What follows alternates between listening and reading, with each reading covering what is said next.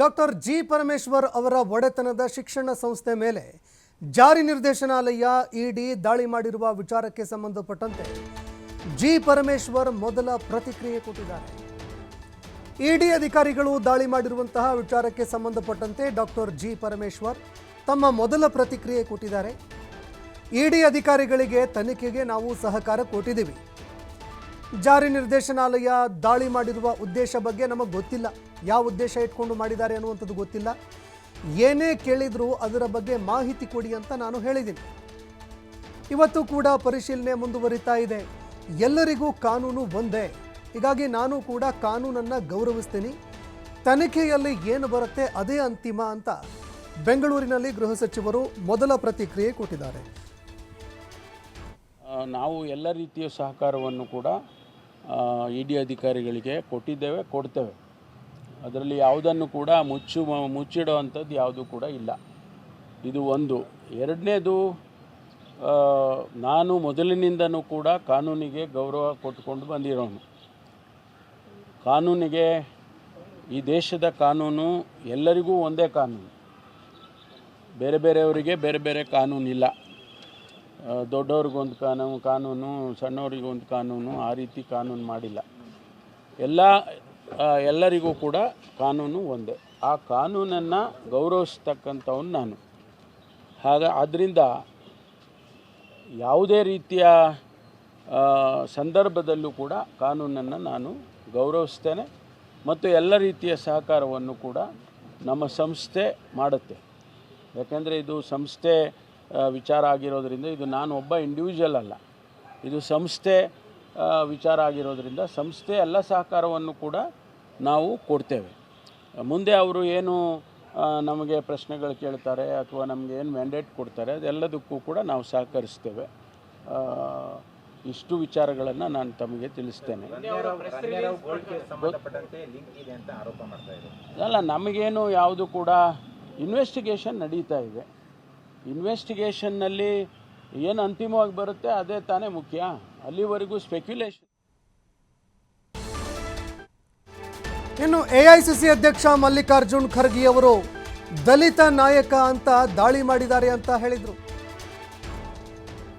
ಸುರ್ಜೇವಾಲಾ ಅವರು ಕೂಡ ಇದಕ್ಕೆ ಸಂಬಂಧಪಟ್ಟಂತೆ ಟ್ವೀಟ್ ಮಾಡಿದ್ರು. ಸುರ್ಜೇವಾಲಾ ಅವರ ಟ್ವೀಟ್ಗೆ ಡಾಕ್ಟರ್ ಜಿ ಪರಮೇಶ್ವರ್ ಪ್ರತಿಕ್ರಿಯೆ ಕೊಡಲೇ ಇಲ್ಲ.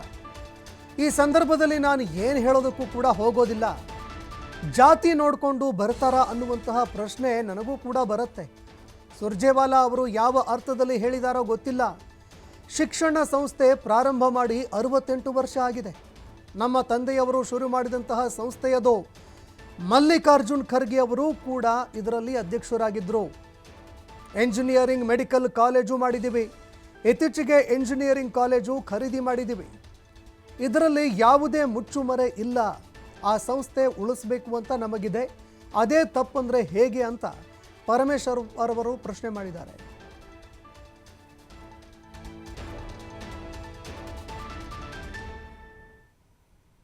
ಏನು ಬೇಕಾದರೂ ಅವರು ಪರಿಶೀಲನೆ ಮಾಡಲಿ. ನಾನು ಹೇಳಿದ್ನಲ್ಲ, ನಾವು ಎಲ್ಲ ರೀತಿಯ ಸಹಕಾರವನ್ನು ಕೊಡ್ತೀವಿ. ನನಗೂ ಕೂಡ ಅವರು ಸಂಸ್ಥೆಗೆ ಕೊಡಬೇಕಲ್ಲ. ಅದಾಗಿದ ಮೇಲೆ ತಿಳಿಸೋಣ. ಅಲ್ಲಿ ತನಕ ನಾವು ಯಾವುದನ್ನು ಕೂಡ ರಿಯಾಕ್ಟ್ ಮಾಡೋಕ್ಕೆ ಹೋಗೋದಿಲ್ಲ. ಇಡಿ ಅಧಿಕಾರಿಗಳು ಮತ್ತು ಕೇಂದ್ರ ಸರ್ಕಾರ ದಲಿತ ನಾಯಕರನ್ನೇ ಟಾರ್ಗೆಟ್ ಮಾಡ್ತಾ ಇದೆ. ಪರಮೇಶ್ವರ್ ದಲಿತರು ಅನ್ನೋ ಕಾರಣಕ್ಕೋಸ್ಕರವಾಗಿ ಟಾರ್ಗೆಟ್ ಮಾಡಿದ್ದಾರೆ. ಸಿಎಂ ಮತ್ತು ಸುರ್ಜೇವಾಲಾ ಹೇಳಿದ್ದಾರೆ. ನಾವು ಎಲ್ಲ ರೀತಿಯ ಸಹಕಾರವನ್ನು ಕೊಡ್ತೀವಿ. ನನಗೂ ಕೂಡ ಅವರು ಸಂಸ್ಥೆಗೆ ಕೊಡಬೇಕಲ್ಲ. ಅದಾಗಿದ ಮೇಲೆ ತಿಳಿಸೋಣ. ಅಲ್ಲಿ ತನಕ ನಾವು ಯಾವುದನ್ನು ಕೂಡ ರಿಯಾಕ್ಟ್ ಮಾಡೋಕ್ಕೆ ಹೋಗೋದಿಲ್ಲ. ಇಡಿ ಅಧಿಕಾರಿಗಳು ಮತ್ತು ಕೇಂದ್ರ ಸರ್ಕಾರ ದಲಿತ ನಾಯಕರನ್ನೇ ಟಾರ್ಗೆಟ್ ಮಾಡ್ತಾ ಇದೆ. ಪರಮೇಶ್ವರ್ ದಲಿತರು ಅನ್ನೋ ಕಾರಣಕ್ಕೋಸ್ಕರವಾಗಿ ಟಾರ್ಗೆಟ್ ಮಾಡಿದ್ದಾರೆ. ಸಿಎಂ ಮತ್ತು ಸುರ್ಜೇವಾಲಾ ಹೇಳಿದ್ದಾರೆ. ಇಲ್ಲಪ್ಪ, ನನಗದು ಗೊತ್ತಿಲ್ಲ. ಅದು ನಾನೀಗ ಈ ಸಂದರ್ಭದಲ್ಲಿ ಅವೆಲ್ಲ ಹೇಳೋಕ್ಕೆ ಹೋಗೋದಿಲ್ಲ.